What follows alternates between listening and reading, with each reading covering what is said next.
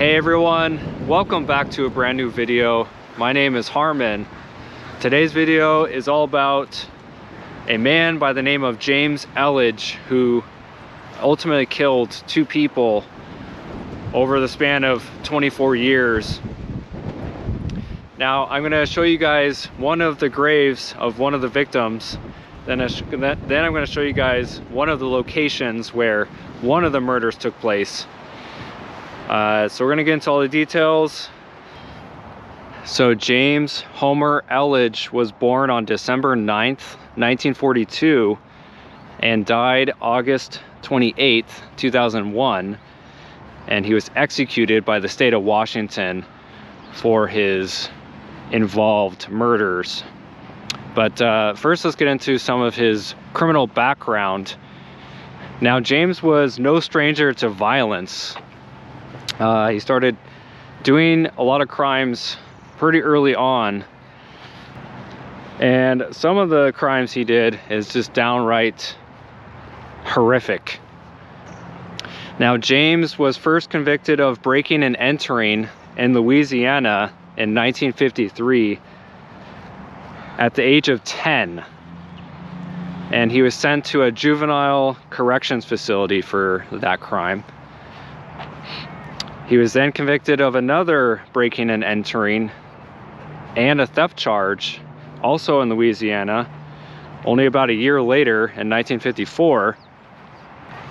And again, he was sent to the same juvenile correctional facility. He was also convicted of another theft charge in 1965. And once again, third time's a charm, he was also sent to the same juvenile correctional facility. So as you can see, already at a tender age of 10 or 11, he not only was committing all these crimes, but they continued to send him to the same juvenile facility, which obviously did not seem to deter him from committing more crimes. In October of 1964, in Roswell, New Mexico, at the age of 21, James committed an armed robbery. And in this armed robbery, he took the woman clerk hostage, hit her over the head with a gun, and drove her out to the desert where he poured gasoline on her. Thankfully, she survived. However, it was a very horrific crime. And for that armed robbery and kidnapping, he was sentenced to a prison term of 10 to 50 years. However, he only ended up serving 7.5 years for that. Released in 1972, in May of 1974, he ended up coming up here to Seattle, Washington, which is where these murders that I'm going to be telling you about took place. Now again, in May of 1974, James committed his first murder, and he was staying at a small motel called the El Dorado Motel, which again is here in Seattle. It's pretty close to a town called Shoreline, Washington, but technically it is in the Seattle metro city limits. He ended up killing the motel clerk. Her name was Bertha Lush, who was 63 years old at the time. He ended up killing her with a ball-peen hammer, and he ended up hitting her over 28 times with the hammer. The reason for him killing her was, in his own words, he was upset about the bill that he had to pay while staying there. Now, for killing Bertha Lush, he received a life sentence with eligibility for parole, however. Now, this is where the story gets incredibly frustrating. After only about 15 years, he was eligible for parole in July of 1989 and was granted release, where he went to live with his daughter back in Louisiana. However, only about 4 months later, in November of 1989, his parole was revoked because of charges of an attempted burglary of a bar. He went back to prison until he was again paroled in April of 1994. Once out on parole for the second time, he was again revoked in September of 1994, and he went back to prison until he was once again released for the third time in August of 1995. And you would think that he would have learned his lesson by then. However, he decided to commit a second murder in 1998, which will be going to the location of where that happened. It was at a church. But first, before we get there, I want to show you the grave of Bertha Lush, his first murder victim.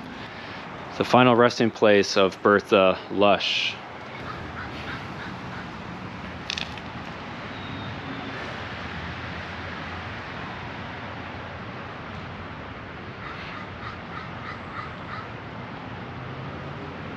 Now, again, Bertha was only 63 years old when she was murdered. And just a horrific way to go.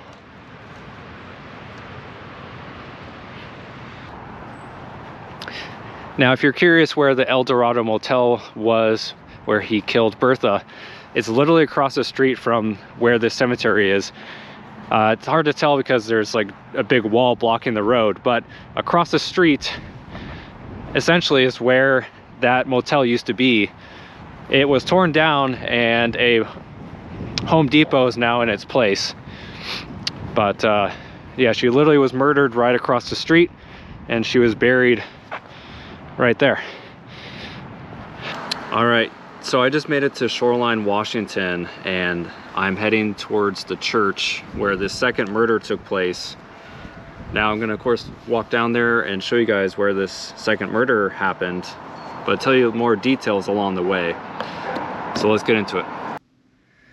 After James was paroled for the third time in 1995, he made his way up to Linwood, Washington, which is about 25 or 30 minutes north of where he committed his first murder here in the outskirts of Seattle.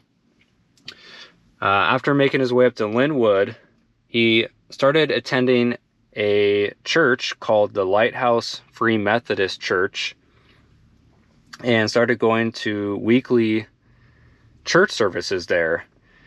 And eventually, over time, the church found a job for him there as their part-time janitor slash like handyman. And they even set him up with his own apartment in a complex where another church attendee also lived. And this particular church attendee ended up being James's second murder victim. So on the afternoon of April 18th, 1998, James invited Eloise Fitzner and her friend S.C. for a night out, promising them gifts and dinner. Now, just to quickly mention, Eloise was the neighbor that James lived underneath. She's the one that also attended the church. And so they kind of knew each other from the church, but also because he lived, one apartment below her. But anyway, so he invited Eloise and her friend out for a night of dinner and gifts, and ended up arranging to meet both of them at the church around 8:30 p.m. Now, when they arrived, James gave both of them a brief tour of the church, during which they even met the pastor. After the pastor left, James continued on with the tour and eventually guided both women to room 102, which was a Bible study room, which had risers kind of around the outside edges of the room. James closed the door and pulled out a knife and told Eloise that he didn't appreciate what she had done about a year ago as far as trying to mess the marriage up between him and his wife. Now, to give you some quick context about what he's talking about.